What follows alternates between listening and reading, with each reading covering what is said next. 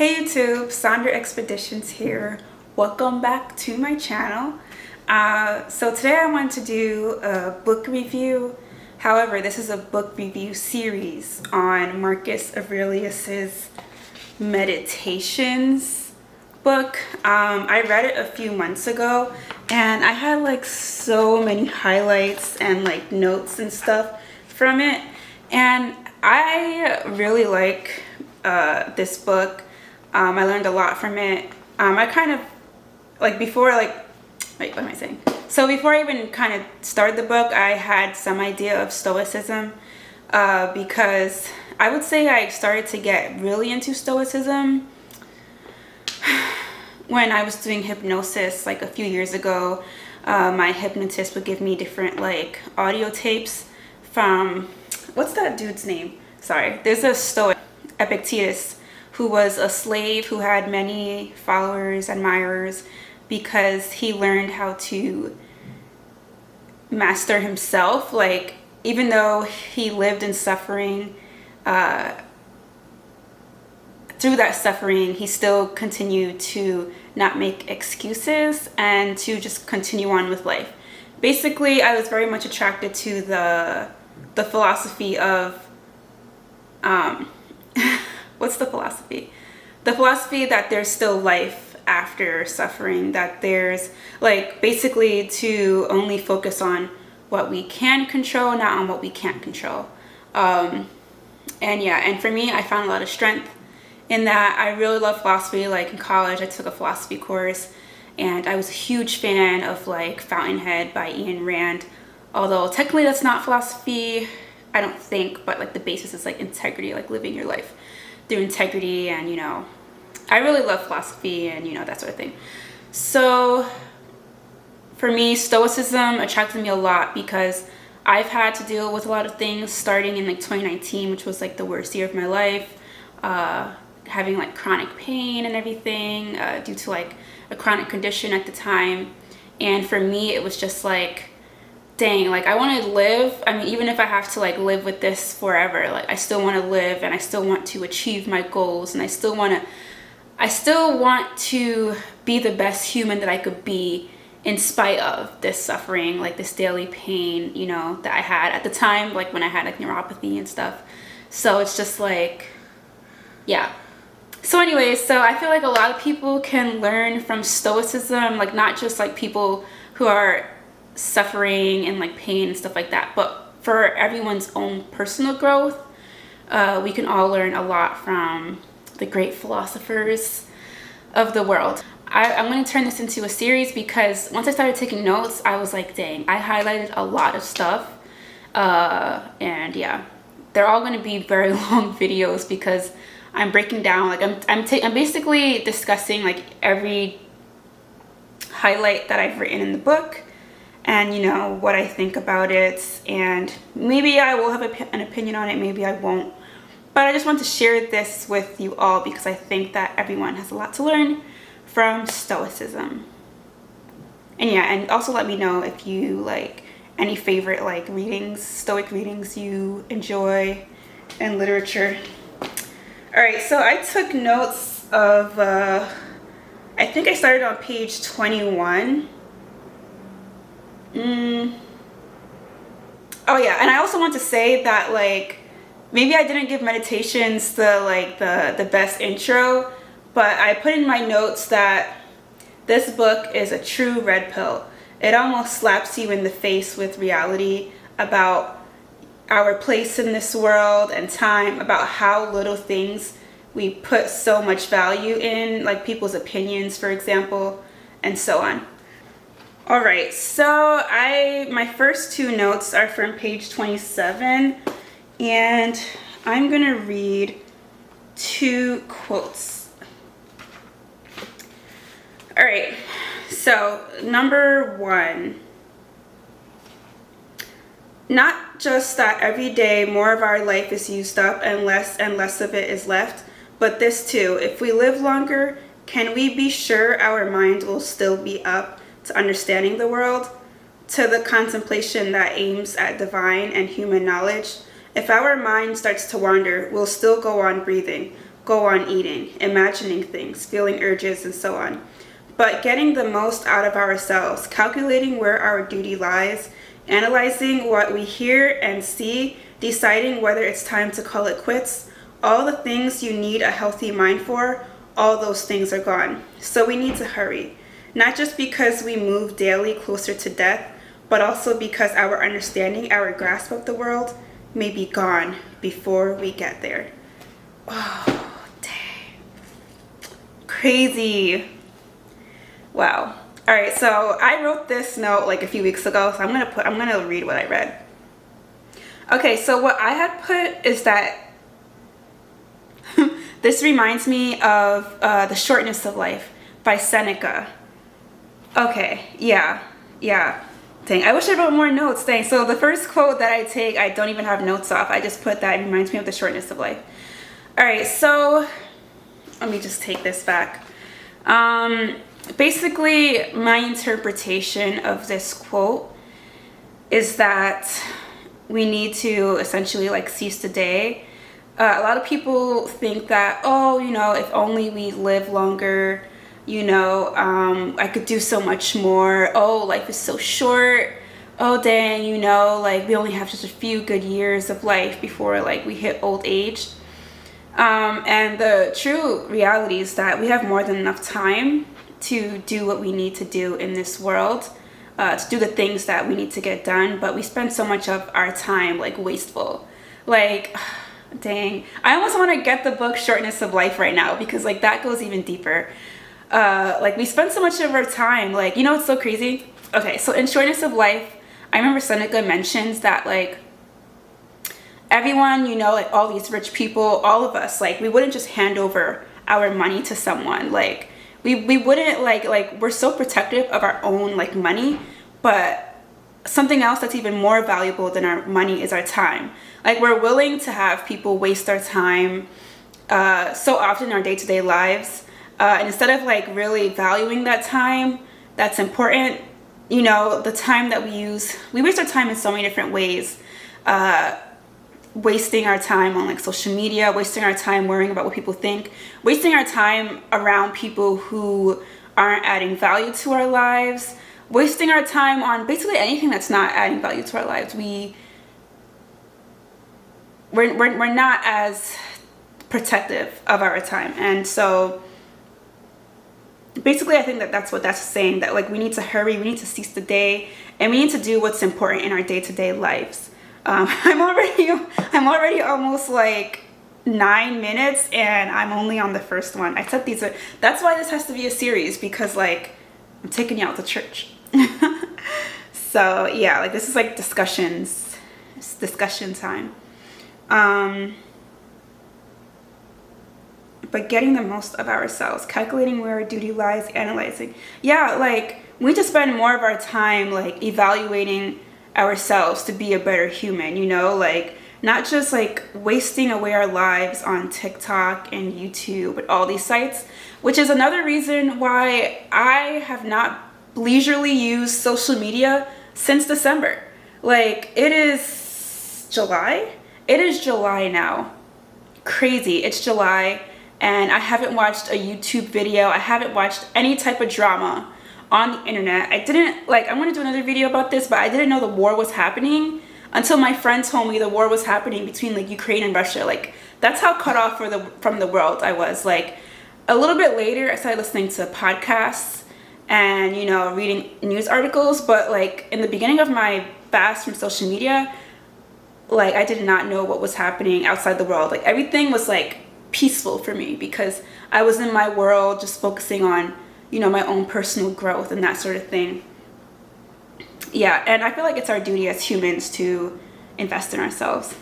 All right, I'm not gonna drag every quote this way, so I'm just gonna start reading them off. So page 41. Now I have that song, Take Me to Church.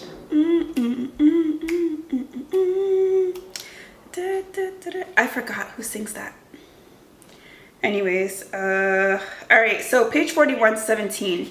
Not to live as if you had endless years ahead of you and this is ahead of you. Death overshadows you. While you're alive and able, be good. Exactly. Like, basically what I was saying before, a lot of people, they make choices and they just do things without even like thinking. Like death, like for me, a lot of my life has been like, dang, like, yo, today could really be my last day. Like I don't just want to talk about me, but essentially, like, you have to, like, you never know when you're gonna die.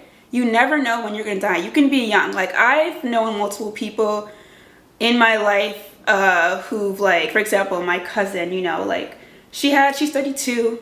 She got into cardiac arrest like a month ago, and she was really sleeping, and like, she's completely healthy, and her husband like heard her snoring or her breathing change, and he called 911 like instantly, and you know, they were able to get her in a hospital. She was in a coma and everything, and it's just so crazy because like, she's young, you know, she's 32. Like, same thing, you know, my friend, like her friend, he passed away at like 36 last year, and I had a friend from college who passed away at 25.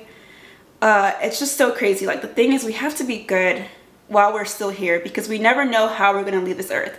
A lot of people leave this earth without a good name, with like, they make bad decisions, and they're never able to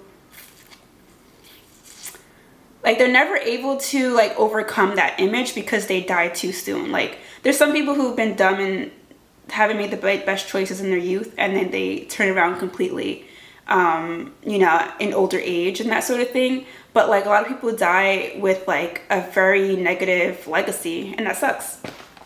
All right, so 18 on page 41. The tranquility that comes when you stop caring what they say or think or do, only what you do. Is this fair? Is this the right thing to do? Not to be distracted by their darkness, to run straight for the finish line, unswerving. This is true wisdom, really. No, seriously, like, oh, did I put notes on that? Hold on, let me see my notes. This reminds me of the top 5 regrets of the dying. One of them was, I wish I lived a life true to myself. If you have passions and dreams, go after them, as long as they aren't affecting anyone else negatively. Society will always have an opinion on what you choose to do with your life. And that's true. Like, there is like, I feel like a lot of us are tied up in a way into the opinions of others. Some of it is valid, but a lot of it is just harsh judgment, you know? And I feel like if people cared less about what others thought of them, then, you know, obviously, like, they would be happier. They would live like a life more true to themselves, true to their own identity, and they would like honor who they are. So let me know what you think about that. I really like that quote. And I hear a lot of old people, like, I hear when you get older, like, you care less and less of what people think about you. I think that's that quote where you care less. As you get older, you care less of what people think about you because you realize that they're not really thinking about you. But then sometimes when you're a teen or when you're young, like, you think the world circles around you. You think you're just like some special individual, which I'm sure you are. All right, so 19, page 41. People who are excited by I love this one. People who are excited by posthumous fame forget that the people who remember them will soon die too, and those after them in turn, until their memory passed from one to another, like a candle flame gutters and goes out. But suppose that those who remembered you were immortal, and your memory undying. What good would it do? What good would it do you? And I don't just mean when you're dead, but in your own lifetime. What use is praise except to make your lifestyle a little more comfortable? Oh, I underlined that part. I really like that part. You're out of step, neglecting the gifts of nature to hand on someone's word in the future. This is why it's called meditations, because after you read some of those, it's just like you really got to sit back and be like, wow, you know, I took notes on that. But no, seriously, like, what good are other people's praise, you know? Like, as I read more quotes, you know, like a lot of Marcus's like meditations, they say the same thing in just a different way. So we'll expand more on that. But I put yes, these people will die off and their praise will be worth nothing. Nothing but an ego boost. Just do what's right, let go of the ego, be disciplined. Praise feels good, but it's almost like a human weakness because oftentimes it's the thing we are supposed to do. We honor ourselves by accomplishing milestones. Sure, it's not the worst thing to feel proud of yourself. Neither should you feel bad either. Just do what's right and don't let it feed you too much. That's dangerous. And that's so true. Like, so many of us, like, the quality of our accomplishments almost goes down when it gets to our head. And we should just continue to do what we do the best way that we can do them and accomplish them. Like, we shouldn't be doing things for praise because that's so cheap. Like, it doesn't really mean anything.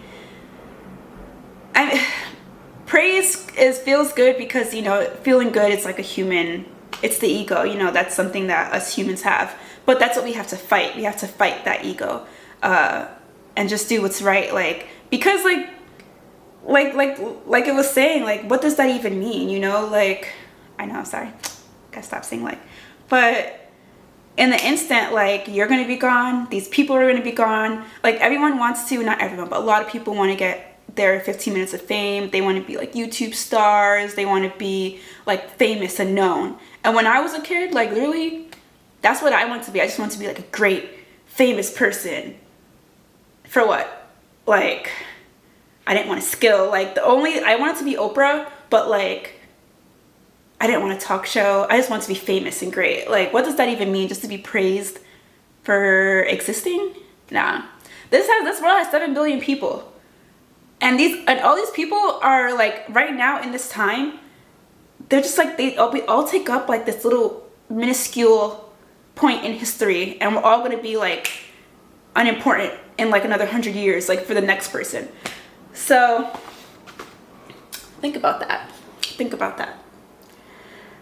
I hope I'm doing this justice right now, but this is my first book review, so this is a series, so we'll get better. Oh, I love this one. 20, page 41. Beautiful things of any kind are beautiful in themselves and sufficient to themselves. Praise is extraneous. The object of praise remains what it was, no better and no worse. This applies, I think, to beautiful things in ordinary life, physical objects, artworks. Does anything genuinely beautiful need supplementing? No more than justice does, or truth, or kindness, or humility. Are any of those improved by being praised or damaged by contempt? Is an emerald, oh, this is the part that I highlighted. Is an emerald suddenly flawed if no one admires it? I love that. Or gold, or ivory, or purple, lyres? Lyres? Knives, flowers, bushes? No, seriously, like, what does praise do? Basically, don't let people's praise or criticism affect you negatively. Yeah, because sometimes people's praise will get to your head and you become shallow. When people's, I think I read about this. What's that book that I read? Mere Christianity. Hey, I feel like he talked about something like this. Darn it. I read Mere Christianity a few months ago by C.S. Lewis. Darn, I forgot the point that I was going to make.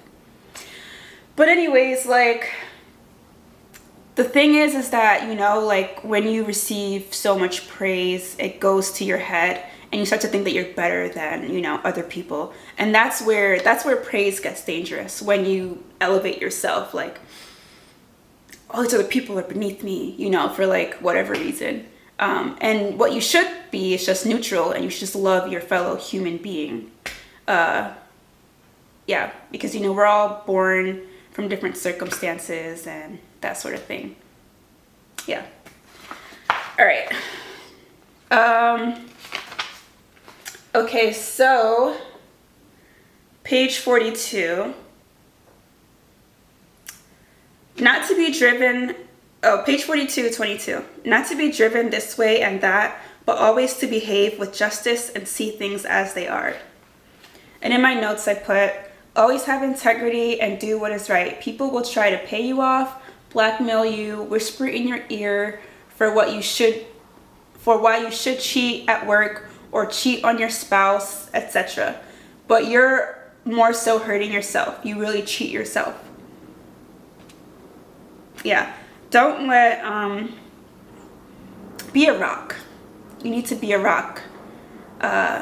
Some people are very, like, the smallest thing like sways them, and they don't really have a strong,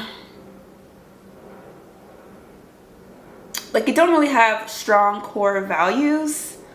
Sometimes I go back and forth between that. Like, sure, it's good to be open-minded and, you know, try to hear different arguments and stuff, but you need to have something that you're willing to stand on, and something that you think is right. And I think a good amount of us do. Like, we all have some type of concept of what's right and what's wrong, and maybe we don't know how to verbalize it, but yeah, just act with justice, and don't be fooled by the media and by, I don't know, just so many people, like, who can twist your perception and make you, I don't know. Sometimes I feel like there's, like, this reminds me of 1984, where there's, like, this double think, where it's like, you know what's right, but you do the stupid thing. Does that make sense? Like, it's like, have you ever had cognitive dissonance, where the right thing is very obvious, but because of some hidden agenda, you pretend not to see it, if that makes sense. So just act with justice. Okay. If you seek tranquility, do less, or more accurately, do what's essential, what the logos of a social being requires, and in the requisite way, which brings a double satisfaction, to do less better. Do less better. So much truth. This spoke to me. I always want to do so many things at once, but I have to prioritize quality. So then I put, so for example, this channel, I talk a lot about my, like, polyglot journey. So a few months ago, I was studying, like, Japanese really intensely along with French. And I had to put that to the side because, like, I realized that because I was maintaining Spanish, studying French and Japanese, like, at a pretty intense rate, my quality of all my languages went down because I felt so overwhelmed because I was doing too much. Like, I'm someone who's just always wanting to do so many things, and sometimes you just have to, like, learn how to stack, like put some things off to the side until you get really great. Like, there's nothing wrong with being a jack of all trades, but you still want to learn how to master some things. Or if you're not going to master it, like, not everyone can be a master at something, but, like, get pretty close, get really good, get really great at a skill at something. And what was the point? To do less better. Yeah. So prioritize the important things, which is what I did. I put Japanese to the side. I focused on French, which, like, really, like, gave me more peace of mind because I can always pick that up later. And I've just been casually, if I have extra time, I'll do a little Japanese or whatever. But quality is what matters, not the quantity of things. Like, you don't want to know about, you know, everyone's different, but, like, you kind of don't want to be mediocre in, like, a bunch of different things. Maybe some people do, but you just want to get to at least something of competency. And that's why you have to do less for a certain amount of time and get better and grow in something before you add on that other thing. Okay, page 44, 31. Love the discipline you know and let it support you. Entrust everything willingly to the gods, and then make your way through life. No one's master and no one's slave. I love this one more so because I like the way it sounds, but sometimes I have a very hard time interpreting it, so I'm going to try my best. So when I first thought of this, love the discipline you know, I'm guessing to enjoy what you do even if you don't like it. Or try to see the positive in everything that you do. Or if you're good at something, like for example, your job, try to bring it, don't come to work with like a bad attitude, like every day. Like, this is your job, it pays the bills, be happy in this moment while you're doing it. Like I always heard, I don't know where I got this. I don't know if this is from Proverbs in the Bible or whatever, or somewhere, or my parents or a church or somewhere. I really don't remember. But basically the philosophy is like,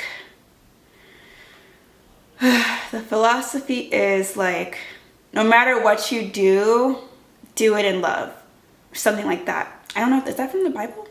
Like basically, sure, you know, you don't want to do a chore, but even if you don't want to do it, if it has to get done and if you have to do it and do it with a good attitude. Like, get it done with a good attitude. Don't, you know, do something and be like, oh my gosh, like, yo, these dishes, like, oh, I can't stand washing the dishes. Like, this is so annoying. Like, if you're going to do something, do it well, do it in love. Like, even for me, like, at work, I have to remind myself all the time, like, sure, you know, some of this work gets boring, but I get paid to do this. Like, I applied for the job, I signed up for it, I need to show up, and within the hours, I don't put in overtime, but at least within the hours, I need to do a good job because that's what I'm paid for.